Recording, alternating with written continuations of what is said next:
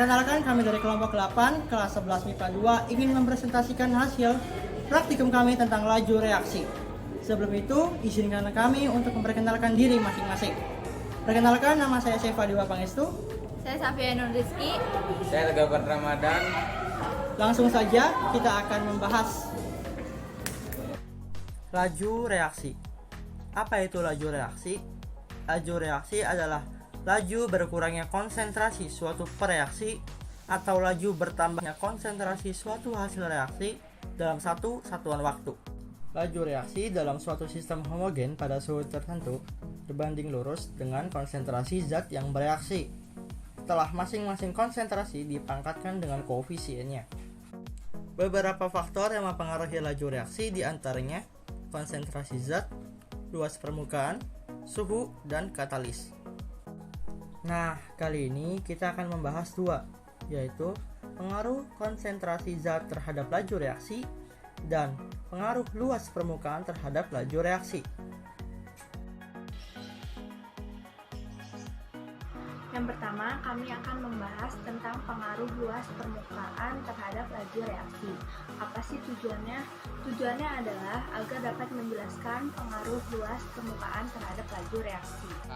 Alatnya ada: 1 gelas ukur 25 ml, 2 labu Erlenmeyer 100 ml, 3 stopwatch, 4 neraca Ohaus, 5 kaca arloji, 6 balon. Bahannya ada: 1 batu kapur Ca, CO3, butiran dan serbuk, 2 larutan HCl 1 molar. Bagaimana langkah-langkahnya? Pertama, timbang kalsium karbonat 1 gram butiran menggunakan raca Ohaus. Lalu, masukkan ke dalam balon. Pastikan balon tidak bocor. Kedua, ukur 25 ml HCl 1 molar menggunakan gelas ukur. Kemudian, masukkan ke tabung Erlenmeyer. Ketiga, masukkan balon yang telah berisi kalsium karbonat ke dalam mulut tabung Erlenmeyer. Keempat, reaksikan kalsium karbonat butiran yang ada di dalam balon dengan larutan HCl 1 molar. Perhatikan dan catat waktu yang diperlukan untuk membuat balon berdiri. Ulangi langkah tadi dengan menggunakan serbuk kalsium karbonat.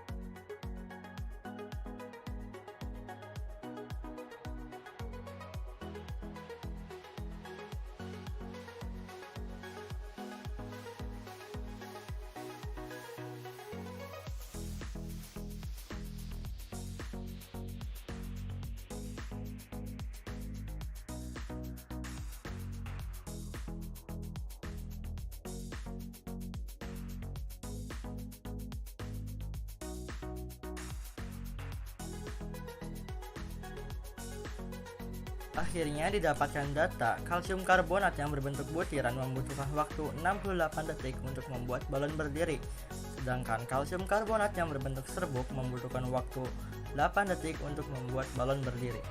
Selanjutnya menjawab pertanyaan yang telah diberikan. Nomor 1, benarkah ada pengaruh luas permukaan zat bereaksi terhadap laju reaksi? Jelaskan jawaban Anda. Jawabannya adalah iya, ada.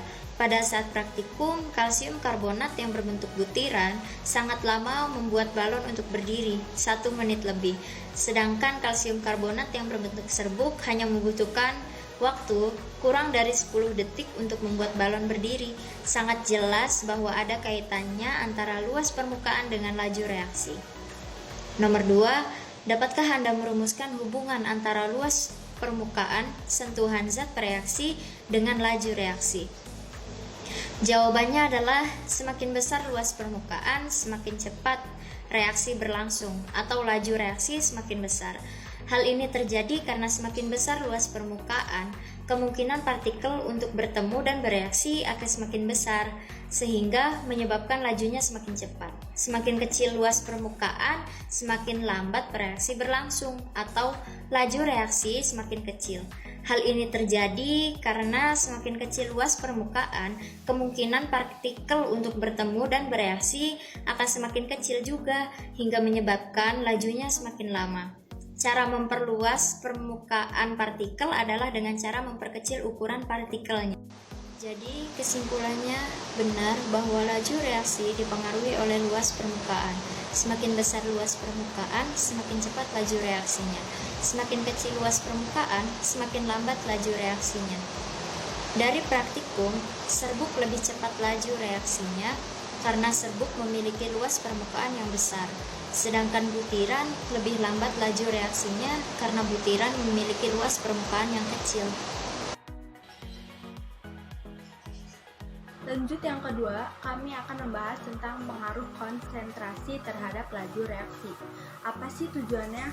Tujuannya adalah agar dapat menjelaskan pengaruh konsentrasi terhadap laju reaksi.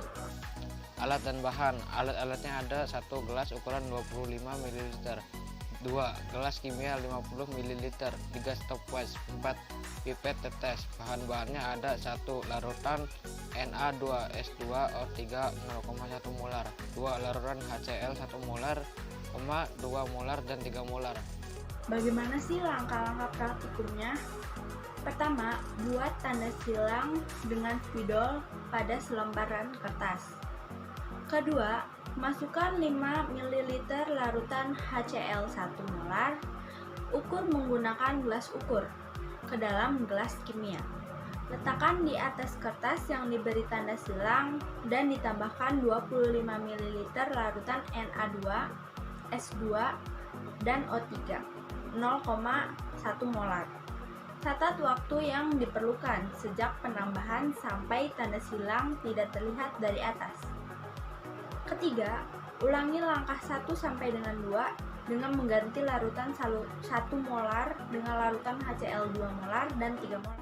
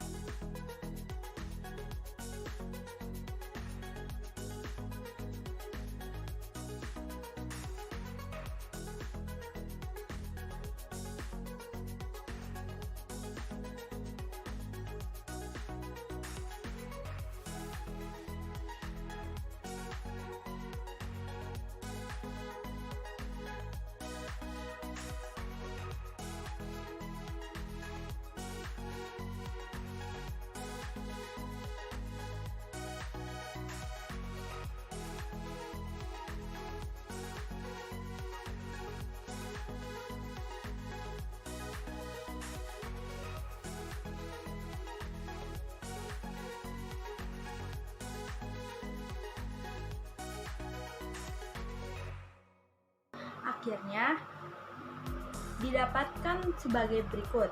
Pada HCl 1 molar, yang diperlukan untuk menghilangkan tanda silang adalah 110 detik.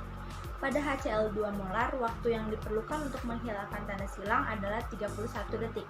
Dan pada HCl 3 molar, waktu yang diperlukan untuk menghilangkan tanda silang adalah 20 detik. Dari data tadi dapat dibuat grafik seperti ini. Juga kita dapat menghitung order reaksi terhadap HCl. Cara menghitung order reaksi terhadap HCl seperti ini. Dapatkah Anda merumuskan hubungan antar konsentrasi zat reaksi dengan laju reaksi? Jawabannya adalah laju reaksi semakin cepat jika konsentrasi zat yang bereaksi semakin besar. Hal ini disebabkan semakin besar konsentrasi, maka semakin banyak molekul reaktan yang tersedia. Akibatnya, kemungkinan tumbukan akan semakin besar. Dengan demikian, reaksi semakin cepat berlangsung. Kesimpulannya, semakin besar konsentrasi pereaksi, semakin besar jumlah partikel pereaksi, sehingga menimbulkan lebih banyak peluang terjadinya tumbukan, dan ini akan mempercepat laju reaksi. Sekian dari kami, kurang lebihnya mohon maaf. Wassalamualaikum warahmatullahi wabarakatuh.